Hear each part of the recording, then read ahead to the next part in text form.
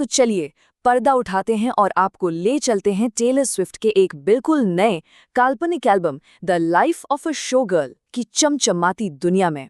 अपनी सीट पकड़ लीजिए क्योंकि शो बस शुरू ही होने वाला है। और एल्बम की शुरुआत होती है इस एक लाइन से। ये कोई मामूली लाइन नहीं है, ये एक राज है, एक चेतावनी।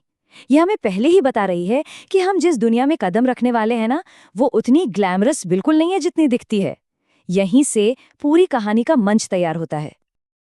तो जो कुछ भी आप टेलर के पिछले एल्बम्स के बारे में जानते हैं, उसे कुछ देर के लिए भूल जाइए। ये कुछ अलग है।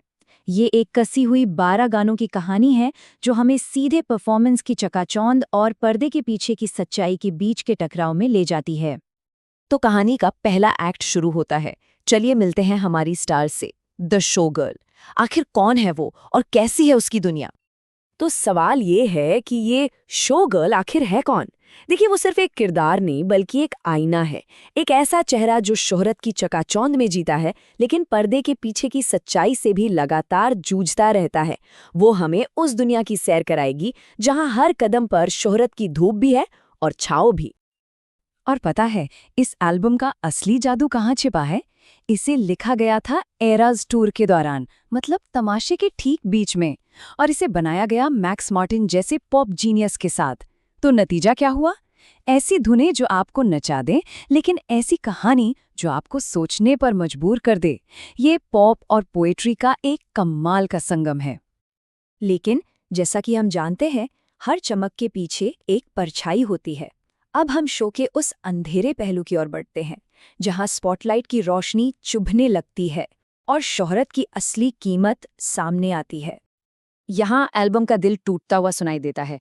एक तरफ किटी का ग्लैमरस मुखौटा है जो सुंदर और मजाकिया बनकर पैसे कमाती है, और दूसरी तरफ है कठोर सच्चाई। उन्होंने मुझे नकली पलकों की तरह नोच लिया और फेंक दिया। ये चमक और इस्तेमाल होकर फेंक दिए जाने का एक दर्दनाक टकराव है। एलिजाबेथ टेलर गाने की ये लाइन इंडस्ट्री की सबसे कड़वी, सबसे ठंडी सच्चाई को सामने रखती है। आपकी कीमत आपकी पिछली हिट जितनी ही है। शोहरत पल भर की है और हमेशा टॉप पर बने रहने का दबाव कभी खत्म नहीं होता। और जब कोई टॉप पर होता है ना, तो धोखा अक्सर सबसे करीबी लोगों से ही मिलता है। द फादर फिगर में ठीक यही दिखाया गया है, कैसे एक भरोसेमंद गुरु ही आपका सबसे बड़ा दुश्मन बन सकता है और वफादारी के सारे खेल पलट जाते हैं। और फिर आती है ये चौंकाने वाली लाइन, उस विश्वासघात का क्रूर क्लाइमैक्स जो नियंत्रण के लिए एक खोला पावर प्ले है। इस पूरी उथल-पुथल के बीच जानते हैं सुकून कहाँ मिलता है? एक बहुत ही अजीब जगह पर, उन लोगों के बीच जिन्हें दुनिया ने कैंसिल कर दिया है। यहाँ सार्वजनिक अपमान ही उन्हें जोड़ने वाला एक बंधन बन जाता है।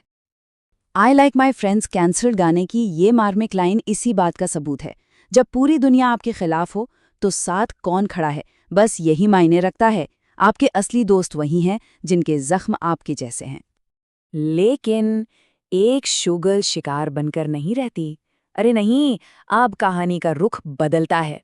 ये एल्बम का सबसे शक्तिशाली मोड़ है, अपनी कहानी पर, अपनी शर्तों पर फिर से दावा करना। और यहाँ शो गर्ल अपना सबसे बड़ा, सबसे स्मार्ट दांव खेलती है। वो अपने खिलाफ इस्तेमाल हुए हर हथियार को छीन लेती है और उसे अपनी ताकत बना लेती है।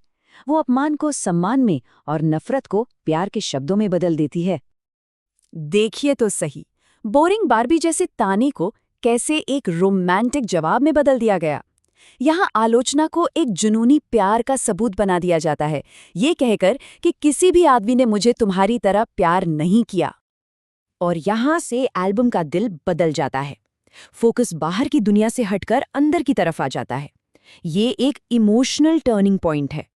तो पहले एल्बम हमें वो सब दिखाता है जो दुनिया एक स्टार से चाहती है।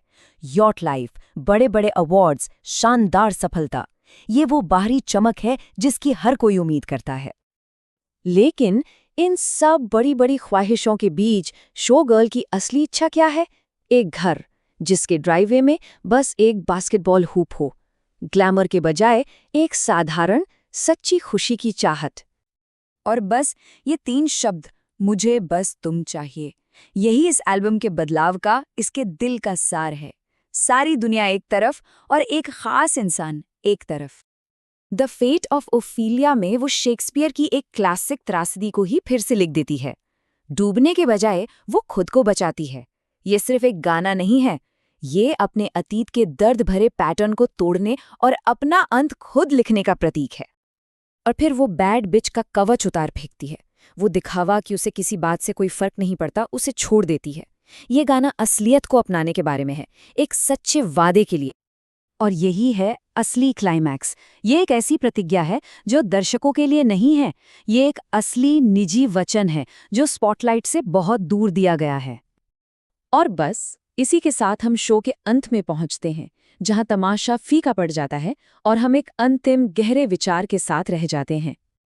और एल्बम हमें इसी एक सवाल के साथ छोड़ जाता है, जो इसकी पूरी कहानी का सार है।